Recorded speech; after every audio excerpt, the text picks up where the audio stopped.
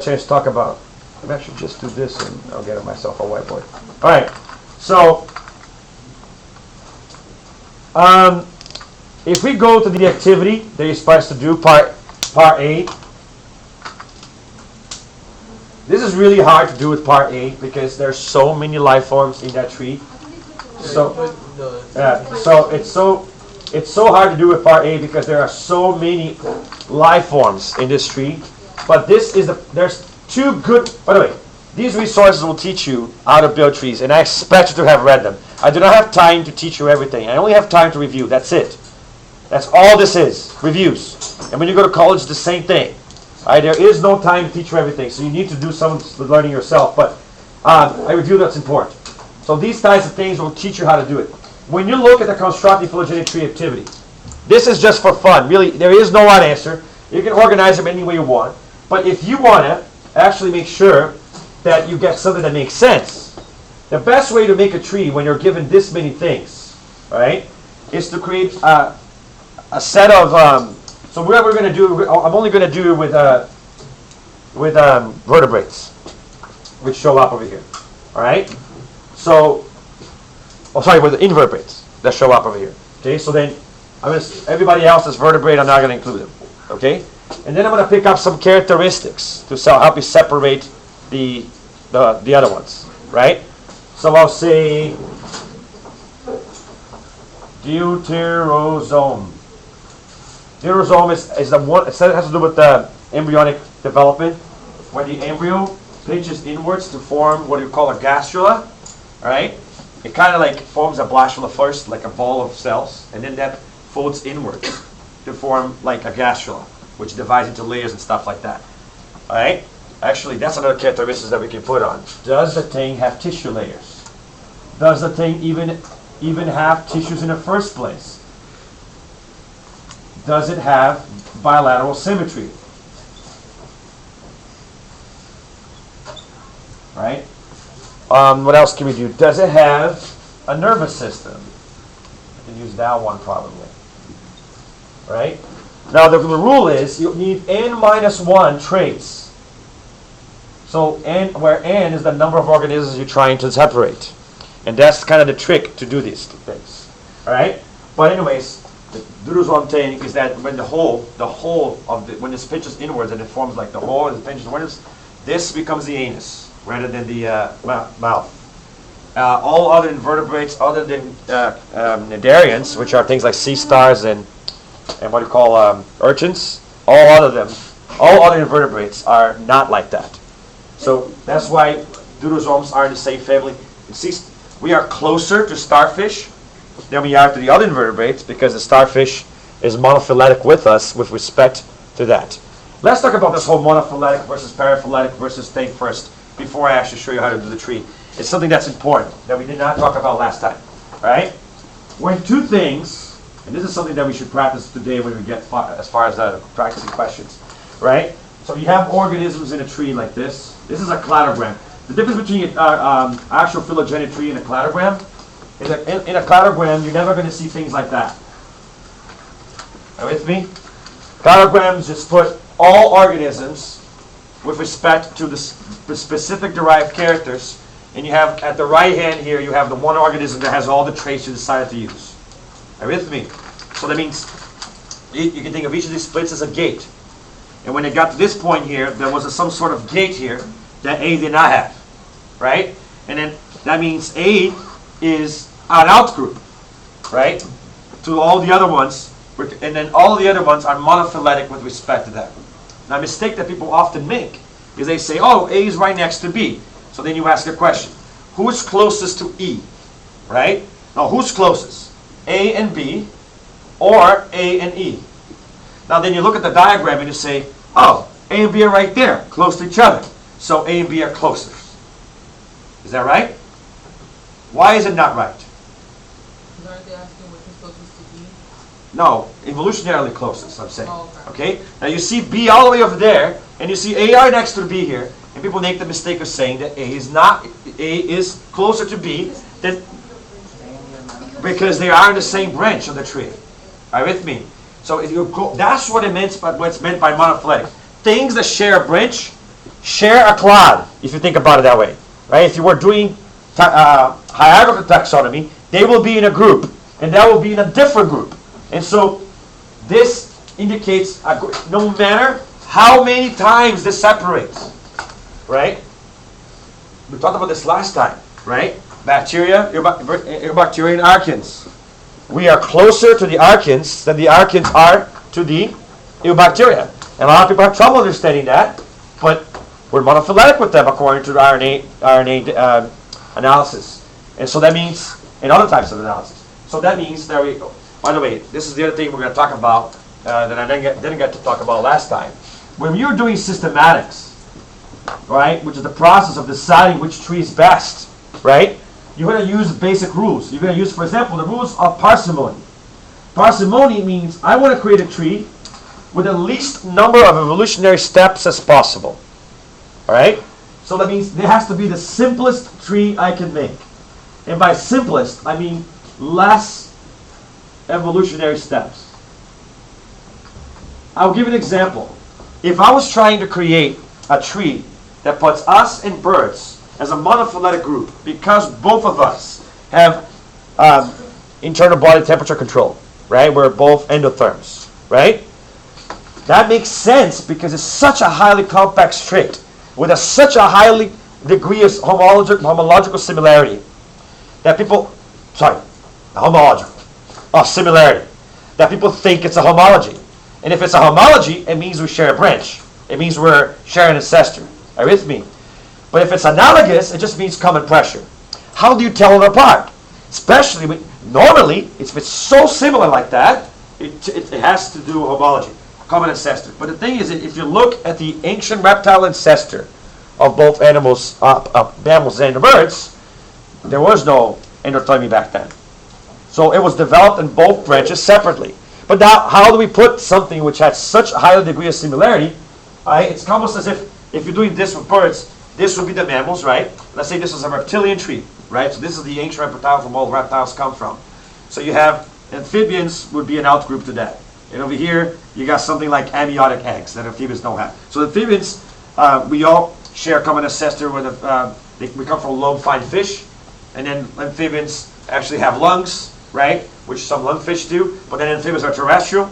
And then there's 4 feet, which amphibians actually have. Some amphibians don't, like salamanders, but others do, like the frog, right? And then you see how each characteristic is making things more specific. So, I don't know, you can start wherever you want, but it's easy to start from the lobe-finned fish. So you have the lobe-finned fish don't have lungs. Oh, and then you have lungfish that have lungs, but are not terrestrial, right? There are other characteristics you can pick, but, and then you can have so this is the lungfish, right? But they're missed. So what is the gate here that this didn't go? Lungs. And that's a derived character, right? That separated it. And there's another gate here that this didn't have, which is being terrestrial. And you can have them put it in here, which is being 4 limbs, right? So you can put terrestrial, 4 limbs. Over here could be lungs, right? And then abbreviating just for the sake of time. But this here would be then my things like salamanders, amphibians without 4 legs. And then, but frogs made it this way. But frogs don't have amniotic eggs, my next derived character. Amniotic eggs, which means put things like frogs over here, right? Now we have other things. The mammal branch, so all the ones which are going towards the mammal side, are going to have different kinds of traits, including the first major characteristic that actually differentiated early would be something like the structure of the cranium, the therapsid and anapsid structures that developed in our group versus not their group. But if we're following the reptilian group, then so now I have to turn this not into a cladogram anymore. But if I were doing that, right? So you have something like a turtle, very different from the other reptiles, right? And then you have something from the split the bed. So the turtle goes over here, and then you have crocodiles, which are different from other reptiles like the ones that were dinosaurs. And off the dinosaur branch, you have the bird branch there somewhere. And I'm skipping what the derived characters are to simplify. But in that faraway branch, from the branch where mammals actually finally develop, right? By the way, fur is one of the other characteristics that made us being placental. But not all mammals are placental. Some are marsupials, and then there's even the weird platypus thing. We talked about that last class. But in that branch, there is endothermy. And in that branch, there's endothermy. So that is what we call a paraphyletic situation. Right? So paraphyletic means when you have a trait that's so highly similar that it makes you wonder, is my tree wrong? Should these two be together? Right? Now, when you're doing your trees, and you notice that you put two things really far away, but those guys have that trait too. So later on, you're deciding to create a split, and you suddenly decide, you came with a question like that, right? So, oh, I want to split these two, and I'll use this trait. But then, those guys have that trait too. And so why aren't they here? Are you with me? That's why, these are the kinds of thoughts that I wanted you guys to go through when you're going to that activity. You know, because if I'm deciding that trait says bilateral symmetry, and then, radial symmetry, and then when I come time to put the starfish, I feel like, oh shit, but he's radial, but the radial's over there. Why is he not? Are you with me? So sometimes evolution arrives at the same pattern, not because of ancestry, but because of what? Common pressure. Now this is such a high degree of similarity that we question the tree. But then why do we still keep the tree that way? Because if you were to somehow put the birds in the mammal branch, then you would have to explain so many other differences between birds and mammals that it would stop being the simplest tree. Are you with me?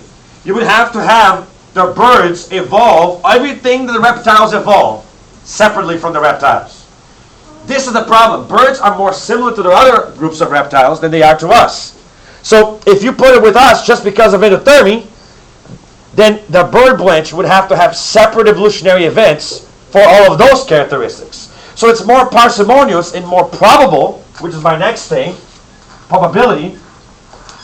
It's more probable that instead of evolving 20 things again so that he could be similar to the reptiles, right? He actually only had to develop one thing, even though it's very highly complex, the same as the mammals, right? So you have 20 things in common with these guys, right? And then one thing in common with that guy, but because that is such a highly complex trait, you suddenly decide to put him over there? No, because that would make the birds have to develop those 20 traits separately from them. It makes more, are you with me? It stops being parsimonious, and it stops being probable. As far as calculating probability and stuff like that, all right, the chapter has a little section that goes into that and how you kind of can do that. But in higher level evolutionary theory science, you're actually going to do things like that. So AP test is not going to ask you to do that, but it's going to ask you to analyze trees and the significance between them. So, for example, as I started this discussion, I asked you, why is A and B not so similar, even though they seem to be so close? Let me go back to that cladogram that I was looking at before, right? Just a simple cladogram. So if you have A, B, C, D, and E, and then you ask, who's closer? Well, anything that's monophyletic is going to be closer. So who's closer? C and D. So this is going to be a multiple choice question. A and B, C and D, A and C, or E and B. Who are closer? So see, A and B are not as close as, say, C and D are, because C and D are monophyletic with respect to actually two traits, right? So C and D share that and that trait in common, right? Where A and B don't share that much in common. They share that ancestral in the bottom over here, and that's it. So C and D share more. So I know that this is not right. Then when I look at A and C, again, same thing, right? Because it's even worse than A and B. Are you with me? Actually, that's not something you know for sure.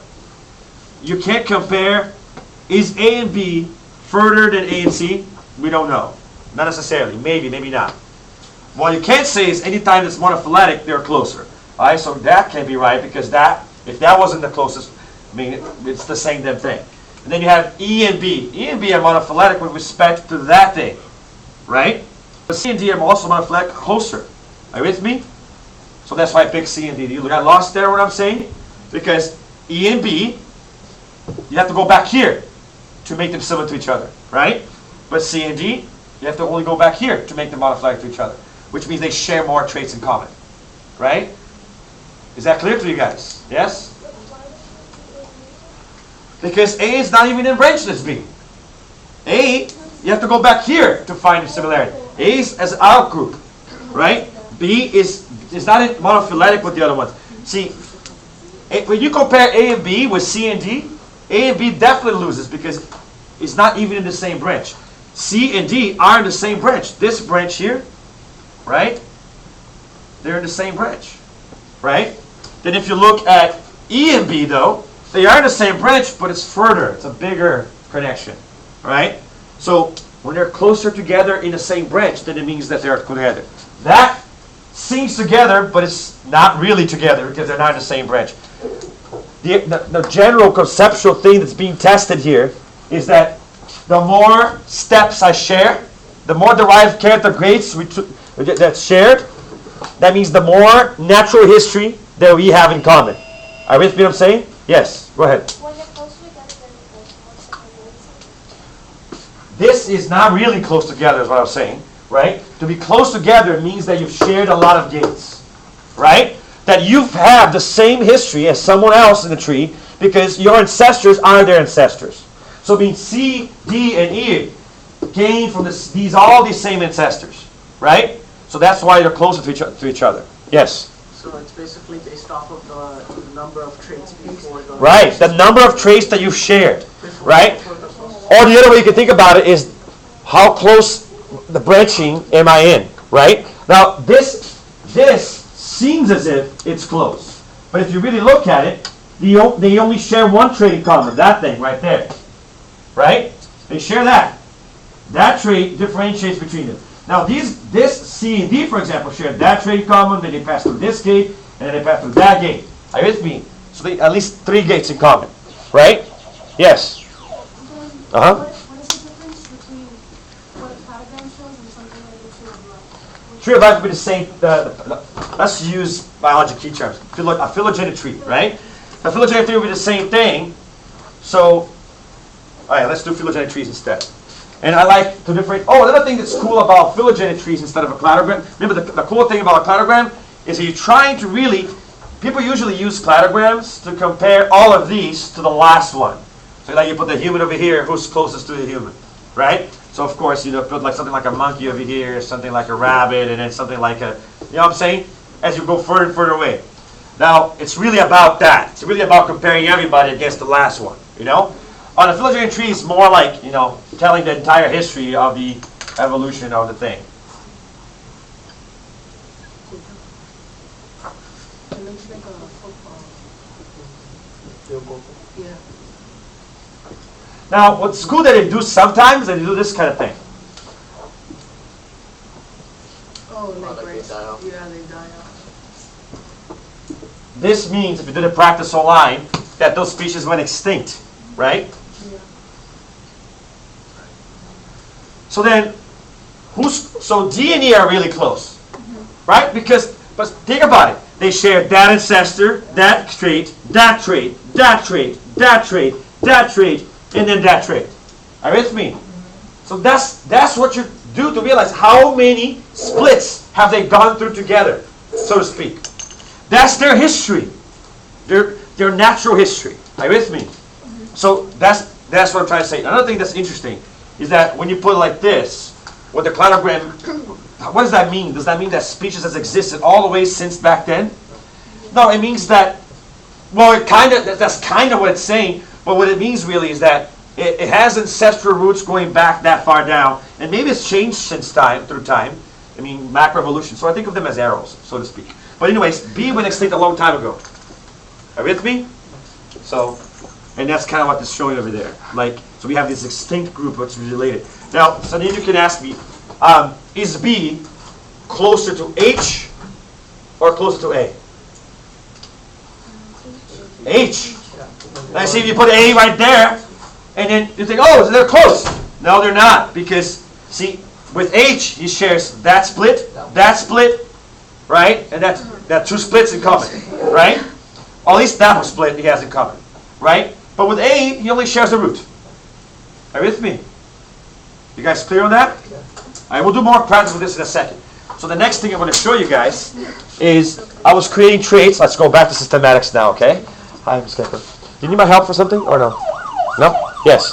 For H, could you say that it just hasn't broken into like two species?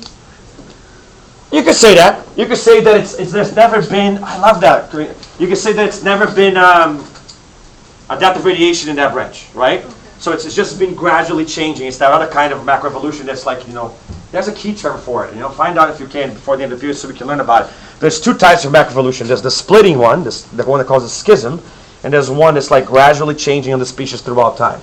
All right. So I told you about this. It's in the book. There's a picture. That one is it shows a bird slowly changing, but then there's another one that the bird is like splitting, and some branches are being cut out, and the other ones aren't. Yes. Isn't it gradualism and Now, gradualism and paraphyletic equilibrium are talking about the tempo and how quickly the evolution is happening. So, gradualism is that sometimes it takes a very long time, many generations for changes to occur. Paraphyletic equilibrium is that sometimes evolution takes leaps, like sudden changes. For example, there seems to be some evidence. Look this up. Google Scholar. Don't trust me. Someone throws things at you. What do? Google Scholar, right? But there seems to be some evidence that's been suggested in the last few years based on DNA research, which we now can do based on the Human Genome Project, that basically, guys, there's so much cool bio behind this. This is just introduction to biology, okay? But, if you think about, they have this this kind of thing, that it's basically DNA archaeology. Because your DNA has a library of records of ancestors in it. You don't have just active DNA that you use. You have all the pseudogenes that can be studied. You know what I'm saying? And so we use that to study the past. Think of it that way.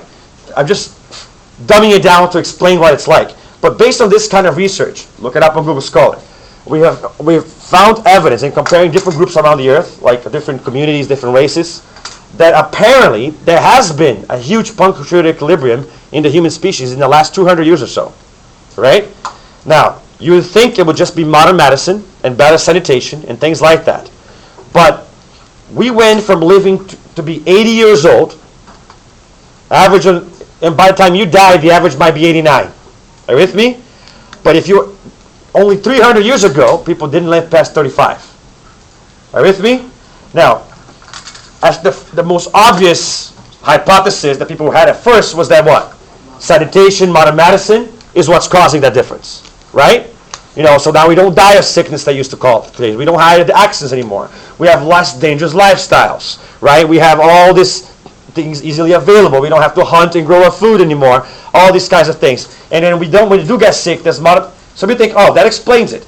But apparently, there could actually be a different hypothesis, which has some evidence for it already.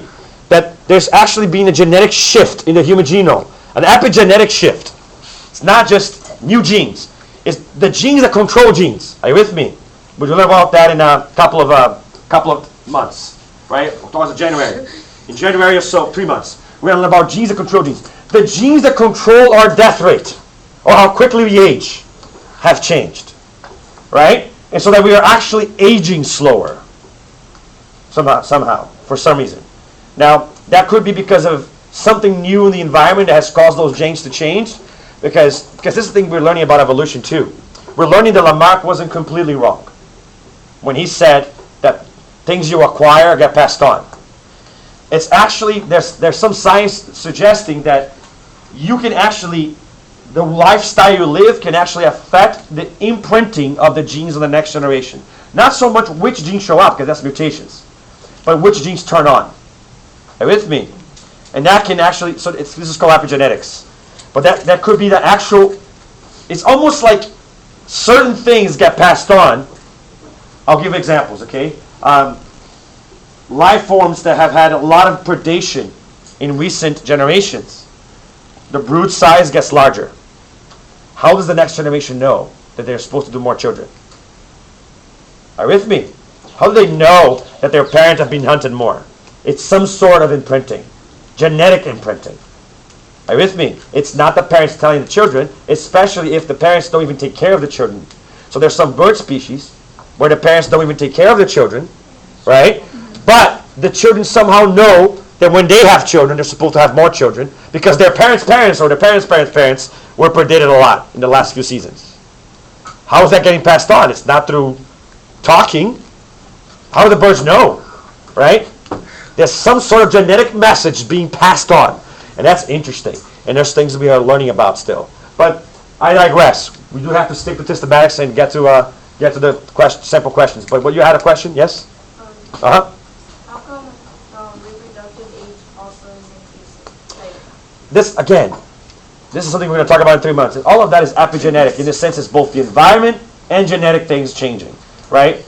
Most likely, I don't know, this is my hypothesis, Google Scholar. There's bound to be articles about this. And if you're interested, when we cover that topic, do a abstract review on one of those so you can learn a little bit more about it. But stop just Googling. Start using Google Scholar, because then you'll learn from the actual scientists instead of the scientists that read the scientists and wrote about it. Are you with me? Because when you read the news articles or you read a website about it, what you're reading is someone's interpretation of the research that was done. So it's like instead of reading directly the sacred text, you're reading from the priest. And so you trusted the priest's interpretation of the sacred text. Right? So if the priest is telling you a lie, you go with the lie. That's what you do when you just read the science news. When you just read a science news or a science website or a science textbook, you're reading the information that somebody chose to give you. Right? And this person's own interpretation in there as well. So Google Scholars and other types of search engines are better than that because you go directly to the source. But there's evidence that girls are maturing at younger ages, and yet we're waiting longer. But it's probably more of a sociology thing than a biology thing. You with me? Although the biology thing affects the early menses, right? It's all the hormones probably that we're going through. But I said probably because that's the hypothesis. We got to do the research to say that it is, right?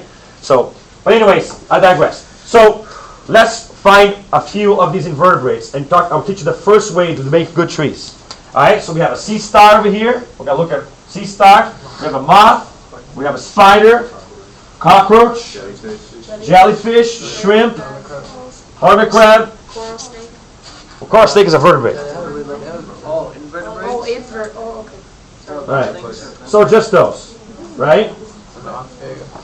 Where's the octopus? Oh, it's already kind of circling. No, octopi or something Where's the octopus? like octopus or octopus. All right. So I'm gonna add to it octopus. I'm gonna add to it another one. I'm gonna add sponges. Okay. So if I have 1, 2, 3, 4, 5, 6, 7, 8. 1, 2, 3, 4, 5, 6, 7, 8, 9. So I'm gonna need at least 8 features. And then you're going to see that sometimes 8 features are not enough, because if you do 8 features that don't help to differentiate between them, it doesn't help, right? So since I have a lot of arthropods, I'm going to need something more specific than just that, all right? So nervous system, neurosome, tissue layers, or having tissues all together, that's going to be the same thing. Just put tissue layer. Having tissues. All of them will have bilateral symmetry, so that's not going to help me out. The sea star just lost the bilateral symmetry. It's not that it gained radial.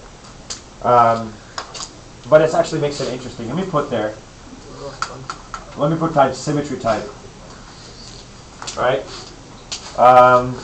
Let's see what else I can put.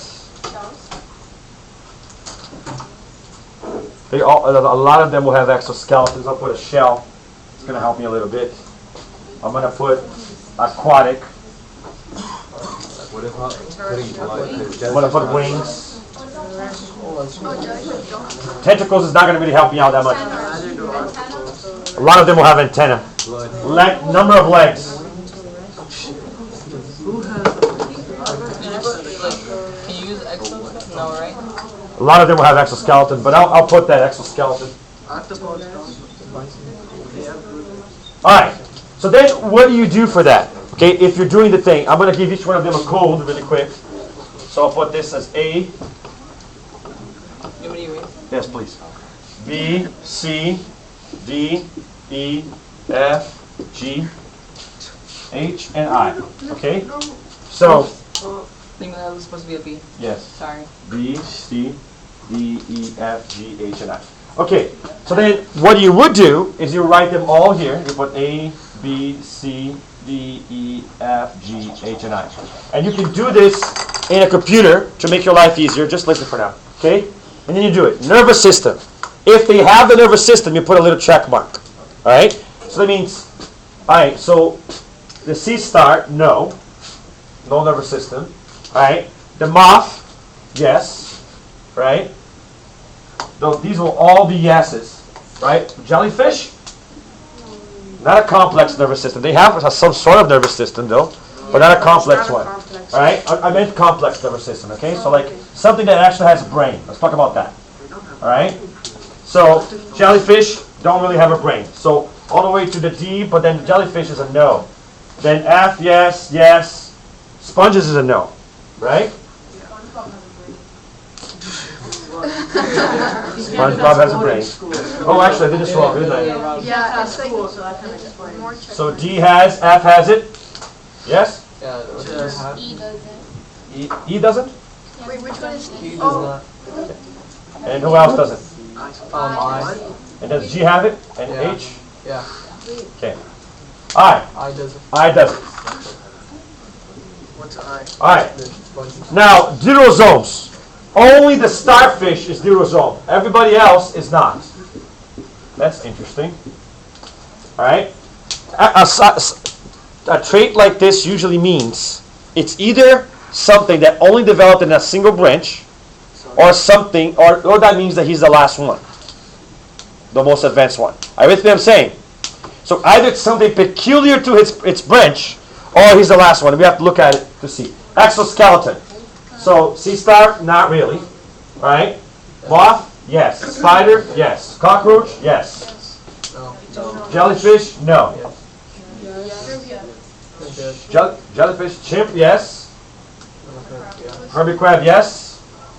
No, no. Octopus and sponge, no. All right. Anyways, I just wanted to give you the idea. So you're going to do this for all the traits. Then after you do this, you use your Excel spreadsheet, because it's the best thing to do this is an Excel spreadsheet. Okay? Use an Excel spreadsheet and you sort. You sort this thing so that you have whatever trait is a trait that people. Okay, so there's some different ways you can sort it by. All right? Huh? Called Google Doc spreadsheet. Now I'm just saying how you could make a good trait, right? So, but you can do it anyway. Excel, Google spreadsheet. You don't have to do it, by the way, for this, because this is just for fun. You can separate it any way you want. But I'm saying, how do you make a good one? Once you do that whole grid, right? Then you sort the grid so that it looks like this. In the left side, you will have the organism that has most check marks. Are you with me? So you sort by the number of check marks. There's no feature that can necessarily do that for you very easily, right? So you need to do it manually. So you grab the organism and move the column if he has most of the check marks. What would be that meaning when an organism has a lot of check marks? What does that mean? That means that they have gone through all the splits and always said yes to the gate. So they will be at the top of your cladogram if you're building a cladogram. Is that clear? So that is the rule that matters here. All right? What does it mean if you have not a lot of things? That they're near the bottom of your tree. Okay. So that's looking at the organisms. So lots of check marks means top. Not a lot of check marks means bottom. So use that strategy. You can also sort it by trait. And then learn something else from that. If you sort it by trait, it'll be different.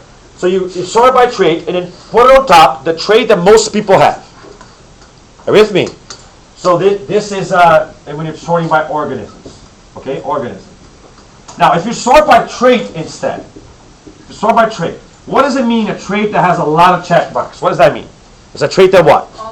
A lot of them have it. What does that mean, that trait? It's at the bottom. Alright? It's an early derived character that all of them gained. Are you with me? And what does it mean if there's a trait that has very few? Either at the top or it's a unique branch. Something that only happened in that branch. Are you with me? A branch that, for some reason, that event took care of that branch, but not of the other ones. Are you with me? Right? Like deuterosomy in the Darius. Right? So, this is the kind of thing, logic that you go through to build a good tree like that. Is that clear, you guys? That's one method. The other method you can do is based on the same principle, right? Except that you will do this. So, right? You guys understand this idea, right? I have last time that I watched. I wish we had time to actually do one on our own, but I don't. But that's what the lab is for, so you can actually practice that. Yes? So how would you tell the difference if there's a trait that would be the top or if it's the right? When you start building it, you're going to be able to tell. Right? Okay. When you start building it, it's a good question. How do you tell the difference between a trait that's in the top and a unique trait? If that's a trait that's on the top, and it happens to be in an organism that has the most check marks. Are you with me? So that it's a trait, it got like one check mark. But that check mark happened to be on the organism that has the most check marks. So that's a top trait. Right? But then you have one organism with one check, somebody that has like two other check marks. Then it probably means a random trait. Are you with me on the tree? Is that clear? Does that make more sense? So that's a very good question. All right, the second method of doing this is what the second lab is all about. And that's the one I wanted to really show you guys. So, can I get a erase? Where's your eraser? My eraser's not here. Can you get one of them? I'll do it. You don't have to erase it. I just need it. The second one, you can start erasing it while I open it up. Go ahead. By the way, the Whipple evolution one is about making you think that, okay, so the first one is for fun, or if you want to go hardcore, for you to practice this, okay? The second one is for you to practice what I'm about to show you now. The third one is for you to understand that sometimes evidence comes from multiple sources. And then you have to choose which source is more important, which is the third thing about systematics that matters. First is parsimony, the least number of steps. You don't want to put someone in a place and force them to go to 10 steps instead of putting you in a place that minimizes the number of evolutionary steps that are necessary. Probability, which one is more probable? There's rules for that go beyond the scope of the course. But then there's also the idea of what's most important. When you get data from morphological information, from niche information, from anatomical information, from DNA information, and there's contrast between that. Where and at what point do you decide to split it? For example, fungus, because of morphology, they look a little bit like plants. They used to be in the plant kingdom a long time ago. Early. We're in Linnaeus' days. Right? There was no fungi kingdom in Linnaeus' time. But very early, we figured out because of the niche was different. They were not phototrophic, right? And we also looked at morphological structures such as chloroplasts. We realized, okay, no, these things are not plants. Let's create a kingdom for them. So all of these things can be revised when you get better information. Is that clear? Now, building a tree. The second method of doing this is, again, creating a grid. But this time, you're not creating a grid in order to sort it by either organism or by trait numbers. That's a different method, right? In this case, what you're going to do is you're going to write the organisms. You can still do the trait to see who has it and who doesn't. That's still the first step. But now you do something different. Instead of the other method was you sorted this to see who had the most things, or you sorted by to see which organism has the most traits, or you sorted by trait to see, like we just talked about. This method is then after you just create a grid like that, where you say how many differences, all right, exist between A and B. In other words, in how many places does A have a check mark that B doesn't? Are you with me? That's the second method to do it, right? Count the differences. Why would we want to do this? Because with DNA, you can actually quantify the amount of difference, right? With morphological structures, it's a little complicated, so you just have to do a lot of types of structures and then count the difference. That way, you can still create a score, so to speak, right? Because quantifying is very crucial for any type of science. So then, that's what they had you guys, they walked through on this process. By the way, what I could have done here is sort of this, if it was a bunch of yes or no's, because that's not how this trait is, but if it was a bunch of yes or no's, I could have sorted by the one that had the most yeses, by the one that has the most no's. But that's trying to teach you a different method, right? So then you do, and you count the number of differences. A and B are the same every time except here, right? And that's why they only have one difference, right? And that's how you do this chart. Once you finish that chart, you can go straight to this. But there is a shortcut that you can do. And I'm going to do that for this and show you how they got to that, okay? So if you see, A and B are different by 1. So what you do is you put A and B, and you call this distance 1, right? Then you see A and C are different by 3.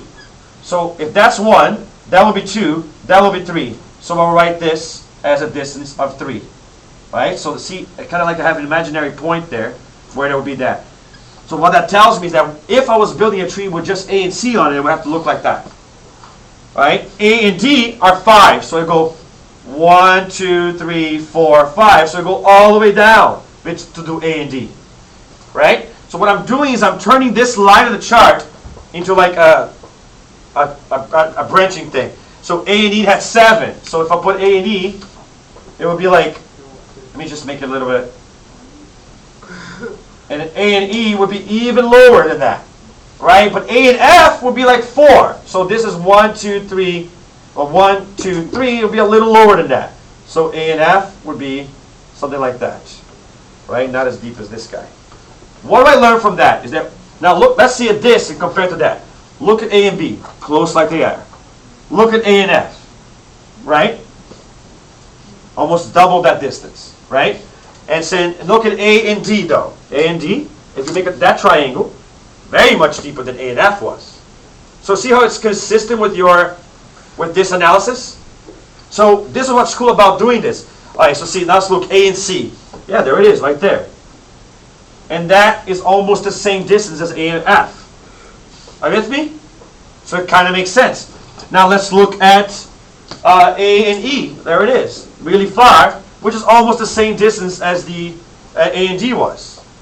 Now, this is not a perfect thing to that, but it will help you when you're done, make sure you have it right. Now, you have to do that for the line of B as well, for the line of C as well, for the line of D as well, right? When you do that, you're going to have several lines of diagrams and you try to piece it together. Another way to be able to do this is that obviously you see that these two here need to be close. So that's the first method of doing it. The second method is that these two have to be close. So I know that A and B, and I also know that C and F have to be really close. But I know that B and C are almost as close as A and B are. So I know that B and C have to be close. Right there it says that. And I know that D and E are the same thing. So I know that D and E have to be somewhat close. Right? So I start from the ones that have to be close. And then with time, I piece this together. This is an awesome exercise to practice to do that. By the time you get to the fourth activity, which is the bioinformatics activity, they teach you how to do this with DNA. All right? To count the base pairs differences and do it. And then you go to lab 3, you have a software that gives you the percentage of DNA differences. And now you can be able to tell how it's supposed to be pieced together in a tree. And that's why you build up to that lab where you're now analyzing DNA data to make a hypothesis, analysis about a hypothesis about where this organism should be placed in the tree of life. Are you with me? Now, Monday is when that part is due, right? So make sure, it's Sunday night, actually? Sunday night. So make sure you do that. Now, the last thing I'm going to say before I show you some simple questions. At what point are you going to break from the cycle of violence in your life of turning in things the day they are due? All right? I'm serious. Stop thinking of due dates as the last day to turn things in. All right? Oh, sorry, as the day to turn things in. That is a recipe to be never promoted, right? Never being selected from the best, all right? I'm serious. If you want to get ahead in life, be ahead in life. I'm serious. And here's another thing. After the due date, what's the point? So here comes the engineer. Then he works for NASA. After the launch, he comes and says, I figured out a mistake! Oh my God. So the director says to him, make sure the calculations of the trajectory are accurate. Do it. Before lunchtime, because you have to adjust it. All right? 3 days after launch, when it's already in its trajectory, it says, there's a mistake. Right? Hopefully you can still talk to the machine and fix it, right? But by now the gravity assist already happened. It's already heading towards the planet. It hits the moon instead of hitting the planet. And that's how billions of dollars get wasted. That guy, never working for aeronautics anymore.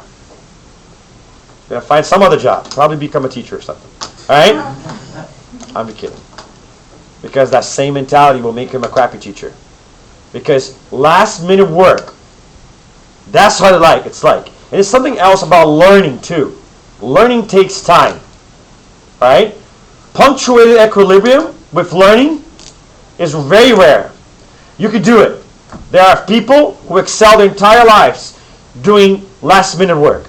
Those same people, though, if they were proactive, they would rule the world, like Steve Jobs. Steve Jobs was a king, a modern king. Right? Lost a battle to cancer, that's life. But he was a king, a capitalist king. Right? He had the world on his feet, like seriously.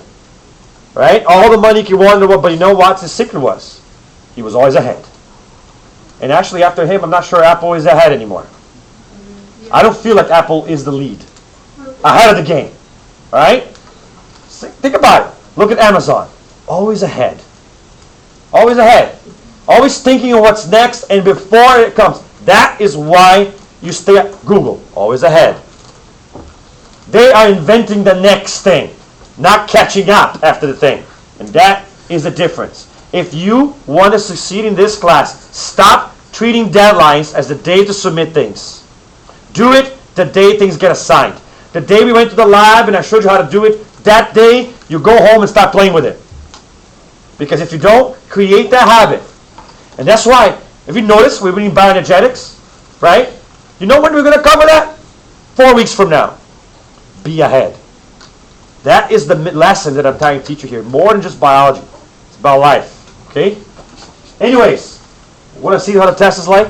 Yes. Let's do it. Let's do it. Maybe you should just show us like the actual one. I will do additional ones of this in the review. And also in the review, if there are questions populated in the by the way, I will have up to a couple of hours in the review. I will start by answering questions that are in the student document. Student questions. So between now and then, put a bunch of books of them in there. After that, I will spend about 30-40 minutes showing you simple questions and going over the rationale for them. Now, if there are no questions, it's just going to be 40 minutes long, and all I'm going to do is show you rationales, all right, for some questions. But I'm only going to spend 40 minutes on the review time going over what I'm doing right now. So we're going to do 25 minutes right now, plus 45 minutes on Monday night. Yes? The test is coming from mastering, or we're taking it on mastering? The test comes from nowhere of your business. Yes? You said you're going to post a link on Sully. Is the link going to be posted at 7:30, or is it going to be posted? It will be posted before. And you can actually copy the link and email it to yourself and then open your computer instead of opening your cell phone. You know? But you know, by the way, that if you have a Sully account, you can log in online and use it in a computer. So you just log in from a computer and click on it, on the link, and then it will go take you over there. All right. So, questions will... to answer Sue's question, there are a lot of mastering biology questions, but I also uploaded questions from my own test banks into this. So it's a combination of multiple sources. All right? It's not just from mastering. But there are questions that come from the same questions that the quizzes comes from. So there is, by the way, a practice test available that you can take. And we'll show you a few questions and see where you're at. That's another thing you could do and should do. All right? Now, I don't know.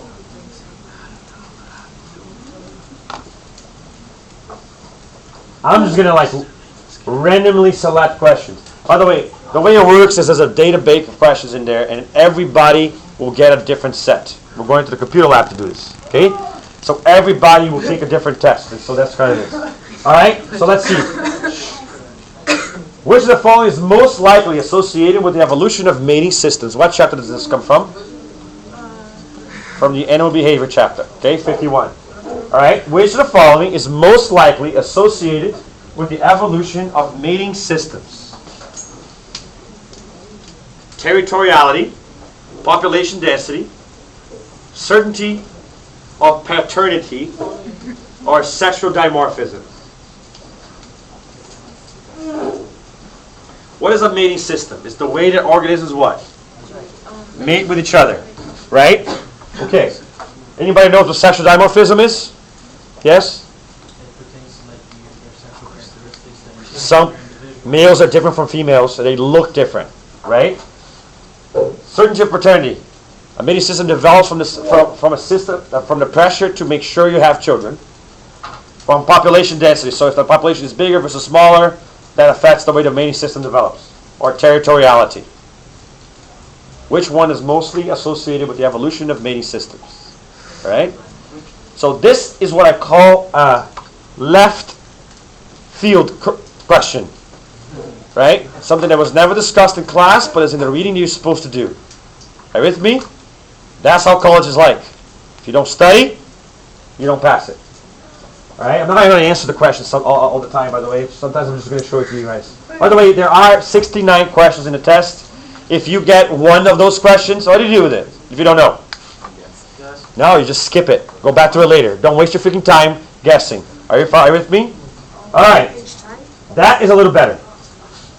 And this is more of the flavor of the AP test. The question below refers to the following table, which compares the percentage of sequence homologies in 4 different parts of 2 introns and 2 exons of a gene that is found in 5 different eukaryotic species. Each part is numbered and indicated its distance from the promoter.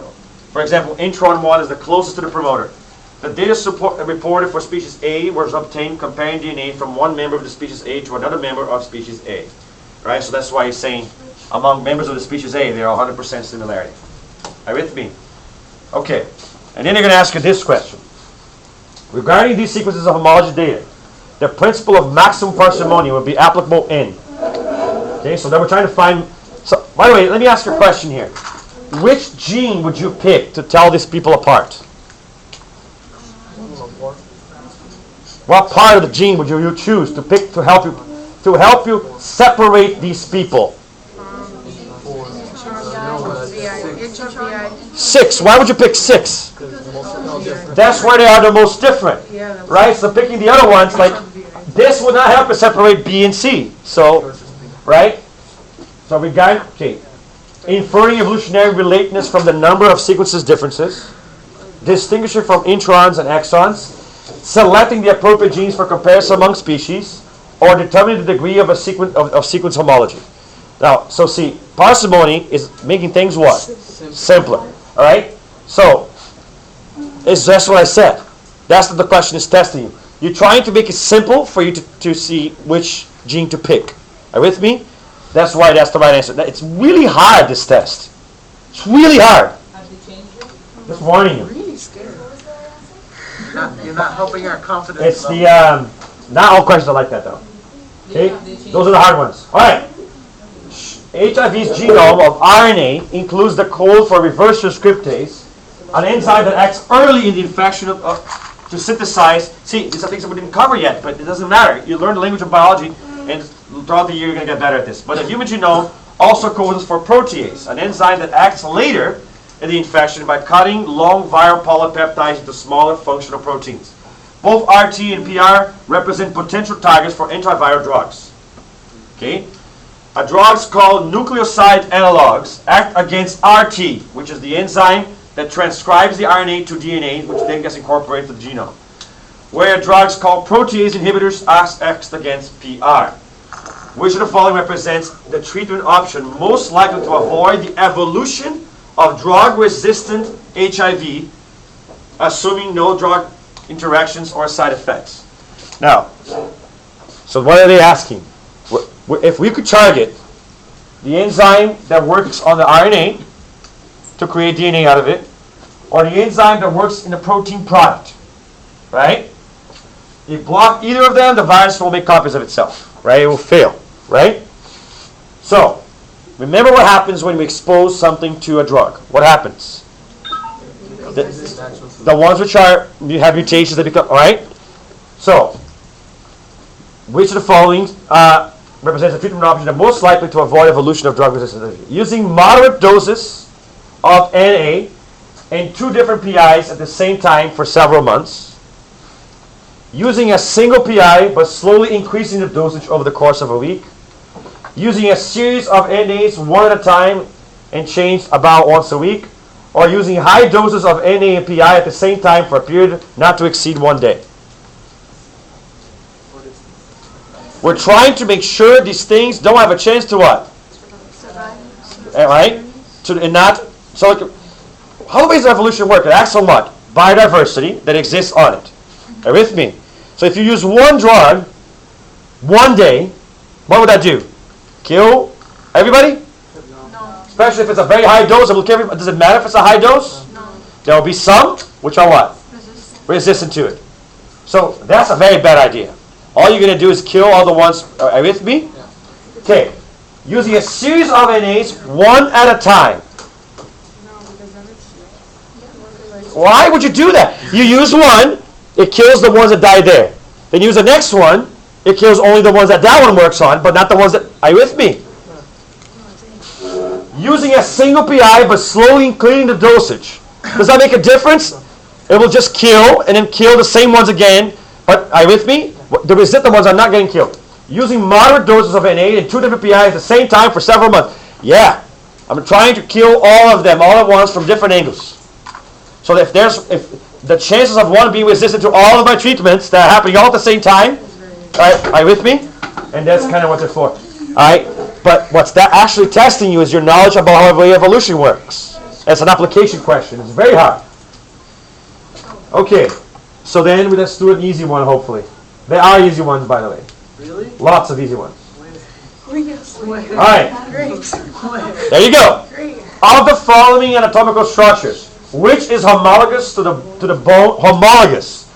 bones in the wing of a bird? All right. Chitinous struts in the wings of a butterfly. No. That's analogous, right? Bony rays in the tail fin of a flying fish. Does that have to do with the limbs? No. Not really. Bones in the high limbs of a kangaroo. Bones in the flipper of a whale. Yes. Ah, easy ones. But still an application question. Go with the whale, right? Ask Dory for a translation. You already did that. So many to pick from, and I picked the same one. All right. You want to Oh, I like this one. Which of the following is a thickness trade-off or compromise? Okay. The strong, thick beak of a woodpecker help it find insects in trees. Turtle shells provide protection, but are heavy and burdensome when moving. The hummingbirds are best pollinators of certain flowers, but bees are the best pollinators of orchids. In some hornbill species, the male helps the female in tree with her nest until the youngs are. So that's a reading question. Are you with me? I'm saying? Is it really? just be thankful for it? Yeah. See, so we're doing a compromise of fitness, right? This is testing the idea that there is no such thing as being the fit in everything. You always have disadvantages. What matters is by having the best package. So as long as the turtles, even though they're burdensome and heavy, get protection, that might be better than not having the substrate. Are you with me? So it's a compromise. Like armadillo. There are easy questions. So these are the ones you gotta get right. You gotta You gotta capitalize on those. All right, let's go. Make that 90% of the test. Please. All right. Two populations of birds with somewhat different coloration live on opposite sides of a peninsula. The habitat between the populations is not suitable for these birds. Okay? Birds live somewhat opposite sides of a peninsula. So there's a peninsula, one sits here. I would actually draw them doing the clutch. The habitat between the populations is not suitable. What does that do? Separation. Right, that's allopatric speciation about to happen. Now, when birds from the two populations are brought together, they produce young whose appearance is intermediate between the two. Yes. What? Okay. They produce young whose appearance is intermediate between the two parents. A hybrid. Right? These offspring will breed with each other or with the birds from either parent population. And all offsprings of the parents appear intermediate to various degrees. Are you with me? The two populations are different species under the phylogenetic species concept, different species under biological species concept. You pick that, you're an idiot. They're interbreeding. Right? They're interbreeding. Different subspecies under the morphological species concept. You can go for that. Are you with me? Because they look different. Are you with me? So if you want to call them different species, you can't use this. What would you use to do that? Phylogenic species. What are those trees built out of? Out of what though? What data builds them? DNA. Okay? Any mention of DNA? No. So that's not a good option. Are you with me there? So they're talking about which way you could justify calling them different species, right? And it has, the biological does not make sense. DNA doesn't make sense. It's not even in the question, right? It has to be the other one. All right, go to the next one. So the next one has a store for it.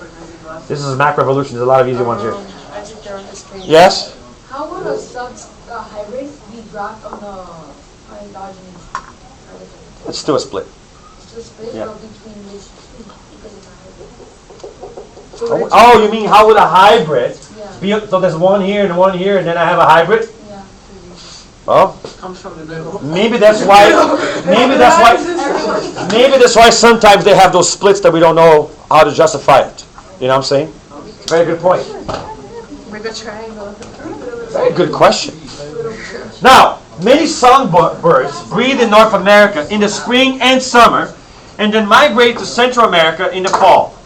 They spend the winter in these warm areas, where they feed and prepare for the spring migration north and another breeding season. Two hypothetical species of sparrow, A and B, overwinter together in mixed flocks in Costa Rica.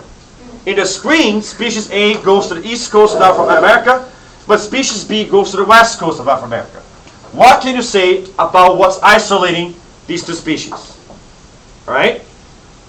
Their winter habitat has no bearing on the degree of reproductive isolation. I mean, it could accidentally have matings in there, and maybe, I don't know. But I'm not entirely sure about this one yet. You know, that the fact that they have closeness in the winter has no effect on evolution. You know, truthfully, they're not breeding during that season, right? Yeah. But I'm not entirely sure. I'll put a question mark. This could be a good one, but I'm not sure. Let me read the other ones. Reinforcement must be occurring when they winter together. So something must be preventing the species from producing offspring together. Again, I don't know, because I don't even know if they are crossing in the winter. It just says they usually cross in the spring, separate locations. They must have strong post-zygotic isolated mechanisms to spend winter in such close proximity. In other words, it's something about their, the hybrid breakdown or fertility, because, all right, they must have strong pre-zygotic isolated mechanisms to spend winter in such close proximity.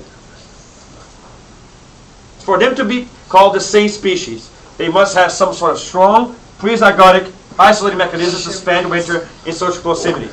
All right?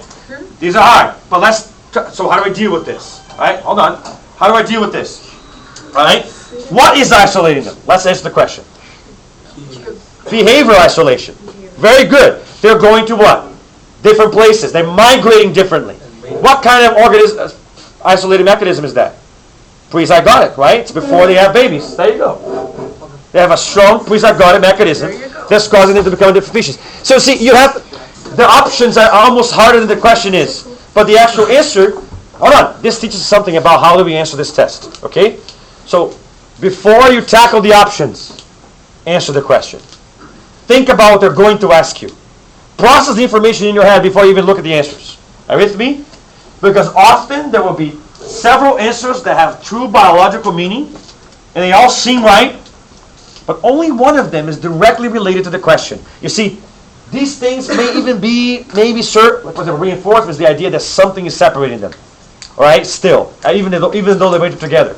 But that and that are kind of like the same thing. I don't know. But one is directly related to the idea of migration and going separate places. Are you with me?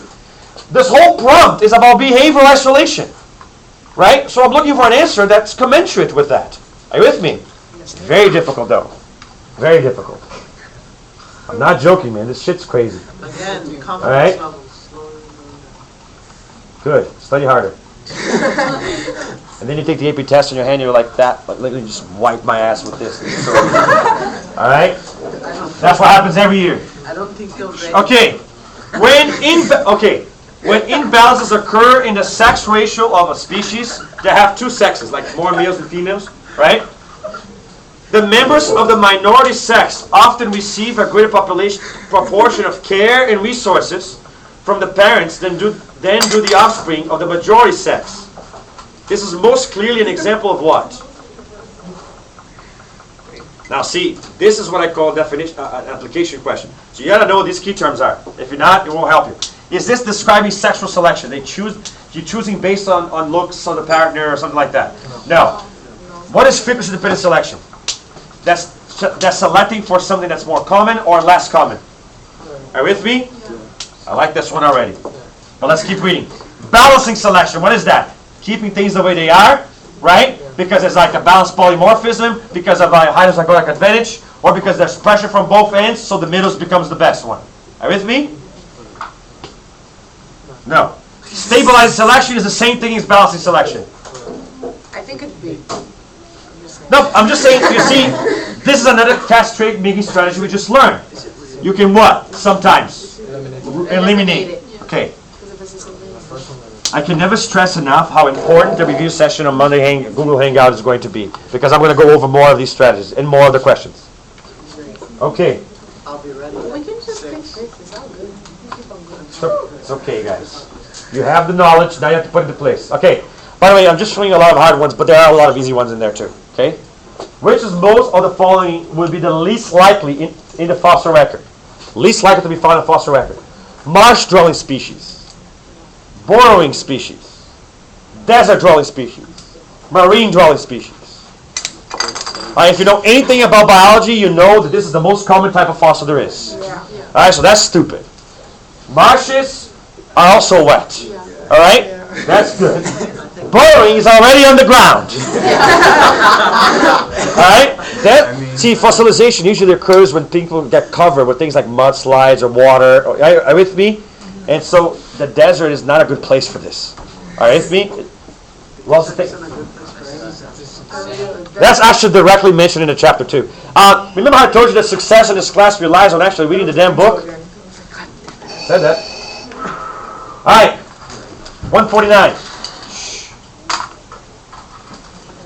A hypothetical island lies far away from other land masses. There are many types of plants, but only one animal, a beetle, that can fly or walk from plant to plant and feed chewing leaves. Given that the beetle is not exploring all the resources on the island, which morphological change will most likely to trigger adaptive mouth part? Now, I cannot stress how important this strategy is. You read the prompt, and as you're reading it, you're thinking about what are they telling me about? What is this going to ask me? Before you even actually read the options. You see what I'm saying? Okay. Some easy ones. That's supposed to be an easy one, by the way. All right. Here's another one. Oh, a cloud, great. I gotta find a lot of these on the review. Make sure you come over there. There's gonna be a lot of those. All right. You see that? Which of the following trees, if any, depicts the same relationship shown in the tree above? G is close to F. E is close to D. I already found my answer. But this is wrong because you still go to the other ones. So that was the easy one, right? Yeah. They fucking married the thing. Yes. For that one, would it be like the same letters that you never have to match? It's not about the letters. It's the fact that who's close to whom was the same. Oh yeah. Here's another one. Hold on. This is time. This means it's extinct. These means they're still around today, right? These are the derived characters and so forth, right? Which extinct species? I already ruled out everything except for 2. Right? Read carefully. Should be the best candidate to serve as the outgroup for the clade whose common ancestor occurs at position 2. Alright, hold on. Extinct species as an outgroup for the clade that occurs at position 2. Who's the outgroup? No. This clade. Who's the outgroup? Yes. What? Huh? We can practice all of these questions. You can't practice them all. You're gonna get a subset. That's it. You know, so you're gonna get a feeling. Huh? It's just time. It's time. One more. Hold on. Guys, I know you want to ask questions, but I better we see more than you ask a lot of questions right now. Okay? Ask me later. Which of the following statements is true of... Oh, I don't even know what that is. Hold on. Read the chapter. Chapter 51 is hard. If you haven't read it. Okay. I don't want to do 51 stuff. Let me go back to the 200s. Okay, 174. Let's do that. Okay. Porpoise okay. We know the streamlined bodies shown in the figure above are examples of homologies, right? If the following group also had streamlined bodies, which of the groupings will give the most support to this body type being homologous? Homoplasy is similarity in general, but is it analogous or homologous, right? Okay, so if the following groups also have streamlined bodies, which groupings will? Okay, now see, so you have to look at this. This is the common dolphin and the ichthyosaurus, and they are in the mammals, right? Which are somewhere here with the synapses, right? Where are they? Here? Whales and dolphins?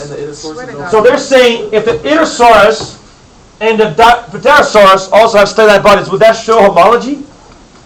No, why not? Because all of these people would have to have it too, right? So if these guys had it too, that would be Paraphyletic Situation, right? Which that's not homology, that's analogy structure, right? The next option says lizards, pterosaurs, dinosaurs, birds, synapses, monotremes, marsupials, rodents, and primates all have this shit. So they have it, they have it, they have it, they have it, right? They have it, they have it, they have it. Does that show homology then? Yeah, somewhere around here. Are you with me? I love that. That's a stupid question. You should be able to get that right. Lizards and elephants. So if you have the elephants and the lizards, that's not showing a lot of homology because, I mean, why is it here but not in the other ones, right? Same thing. And the synapses, monotremes, marsupials, rodents, and primates. So they're choosing this, synapses, monotremes, marsupials, rodents, and primates. So everybody here except the elephant. Why is that a bad choice? It seems like a good choice, but the fact the elephant doesn't have it. Yeah. So you see what I'm saying? Some of them are easy. Just think. It's not so hard. That's supposed to be easy. Hopefully. Here you go. Ooh. A researcher no more time. Hey, I will do 1 hour worth of this. Okay, on Monday night. Be there or be square or watch it afterwards. Actually, you know what? Isn't the test on Tuesday? Yeah. So if I do it on Monday, it gives you no time to process it. Sunday night then. Okay. Can't do it, I have a life. Monday night's the best I can do. Sorry, guys. All right. I'll see you guys next time. Lima, can you sign this for us?